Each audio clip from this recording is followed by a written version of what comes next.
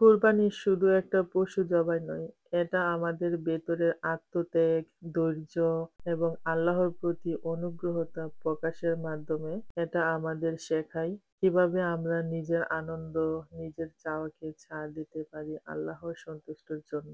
একজন মানুষের মুখে হাসি ফোটানোই তো কুরবানির আসল সৌন্দর্য।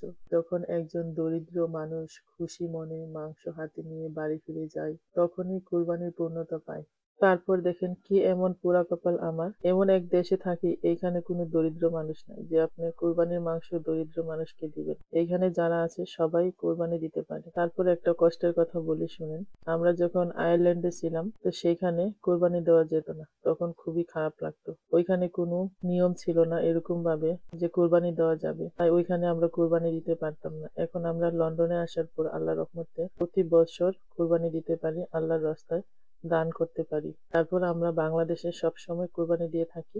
তারপর দেখা যায় আমি এইখানে আমার নামে কোরবানি দেই আর আমার হাসব্যান্ডের নামে কোরবানি দেয় বাংলাদেশে। তো আমার বাংলাদেশে আমার শ্বশুর শাশুড়ি আছে, তাদের নামে দেয়। আমার বাসুর আছে, তো আমার বাসুর থাকে ফ্রান্সে। আমার বাসুরও বাংলাদেশে আমার বাসুর নামে কোরবানি দেয়। তারপর আমার জার নামে কোরবানি দেয় ফ্রান্সে। তো আলহামদুলিল্লাহ আমরা আল্লাহর রাস্তায় যে এটা দিতে পারি এটা আল্লাহর কাছে হাজার শুকরিয়া। তারপর আমাদের এইখানে যেদিন কোরবানি দেই সেদিন মাংস আসে না। একদিন পরে মাংস আসে। তো একদিন পর ঈদের পরের দিন মাংস এসেছে। তো সেদিন আমি আমাদের যে আত্মীয়স্বজন আছে সবাইকে আমি এখানে আমার বাসায় ইনভাইট করেছিলাম। তো ওরা সবাই এসেছিল। একসাথে সবাইকে নিয়ে খুব আনন্দ করেছি। অনেক সুন্দর একটা দিন কাটিয়েছি।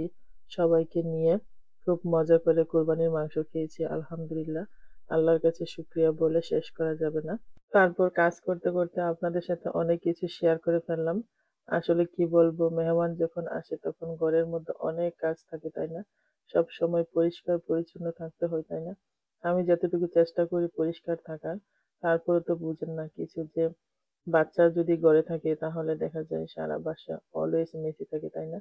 আমার মনে হয় সবার কাছেই সবার বাসায় মনে হয় এরকম থাকে। তারপর সবগুলাকে আমি ক্লিন করে কোথা থেকে যে এত ডাস্ট আসে আমি জানি না। আমার বাসায় শুধু ডাস্ট পড়ে। কোথা থেকে আসে আল্লাহই জানে। তারপর ওইগুলা ক্লিন করে আসলাম রুমটাকে। তারপরে এদিকে আবার দেখেন এই যে মাংসগুলা ভালোভাবে ওয়াশ করে তারপরে এই যে ছাঁকনির মধ্যে ছেঁকে রেখেছিলাম। তারপরে এই তো দেখেন রান্না করতেছি। কুরবানির মাংসর রান্নার ফিলিংসটাই অন্যরকম। যখন মাংসগুলা বাসায় আসে তখন কি যে মাংসের স্মেল! সারা বছর তো মাংস খাই, এত স্মেল কিন্তু কোনো সময় পাই না। যখন কুরবানির মাংস ঘরে আসে আল্লাহ কি যে ভালো লাগে সেটা বলে প্রকাশ করা যাবে না। তারপর এখানে আমি দেখেন মাংসগুলাকে আগে বাগার দিয়ে তারপরে রান্না করতেছি। তারপর আবার এর উপরে কাঁচা পেঁয়াজ, মরিচ দিয়ে দিয়েছি।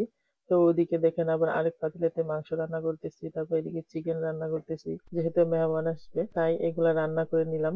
তারপর এদিকে দেখেন আমি ডিটক্স ওয়াটার বানাচ্ছি। তো এই ডিটক্স ওয়াটারটা এখানে দেখা যায় সবাই অনেক পছন্দ করে। তো এই ডিটক্স ওয়াটারটার মধ্যে দেখেন আমি বিটরুট দিয়ে দিচ্ছি, তারপর ক্যারট দিয়ে দিচ্ছি আর পুদিনা পাতা, তারপরে এই যে লেমন স্লাইস করে সেগুলোকে দিচ্ছি। তো এগুলা দিয়ে কতক্ষণ রেখে দিলেই হয়ে যাবে ডিটক্স ওয়াটার। আর এটা কিন্তু অনেক ভালো শরীরের জন্য। তারপর আপনারা কে, কে পছন্দ করেন এই ডিটক্স ওয়াটার খেতে? আমাকে অবশ্যই কমেন্ট করে বলবেন। তারপর ওদিকে দেখেন আমি শাড়ি পরবো, তাই এই শাড়িটাকে খুলে রেডি করে নিচ্ছি। এখন আমি এই শাড়িটা পরে নিবো। আর একটা কথা বলি, জানি না কার কাছে কেমন লাগে, আমার কাছে শাড়ি পরতে ভীষণ ভালো লাগে।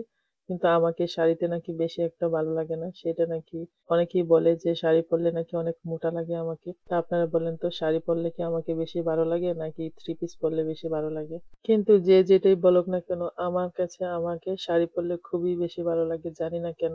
হয়তো হঠাৎ করে পরি তাই সেই কারণে মনে হয় শাড়ি পরলে বেশি ভালো লাগে। আর সবসময় তো থ্রি পিস পরেই থাকি, তাই না? সেই কারণে একটু ডিফারেন্ট কিছু হলে মনে হয় একটু বেশি ভালো লাগে, তাই না? তারপরে এই তো দেখেন এখানে আমি আমার ডাইনিং টেবিলটাকে সেট করে নিচ্ছি। তো আমার মেহমান অলরেডি বাসায় চলে এসেছে। তো আমি মেহমানদেরকে আর দেখাবো না। কারণ যেহেতু মেহমান ওদেরকে না দেখালেই ভালো। কারণ আমি চাই না যে আমার কারণে অনেকেই আছে যে ক্যামেরার সামনে আসতে চায় না। তো সেই কারণে আমিও চাই না কাউকে দেখাতে। তো এই তো দেখেন বাসায় অলরেডি মেহমান চলে এসেছে। তো এখন তাদেরকে নিয়ে একটু সময় কাটাতে হবে অবশ্যই, তাই না?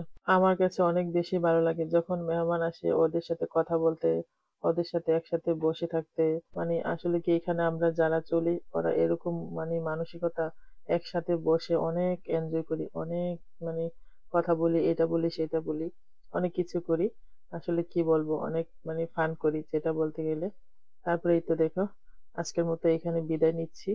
তো তোমরা সবাই ভালো থাকো আর আমাদের জন্য দোয়া করবে। ইনশাআল্লাহ তোমরাও সবাই ভালো থাকবে। আল্লাহ হাফেজ।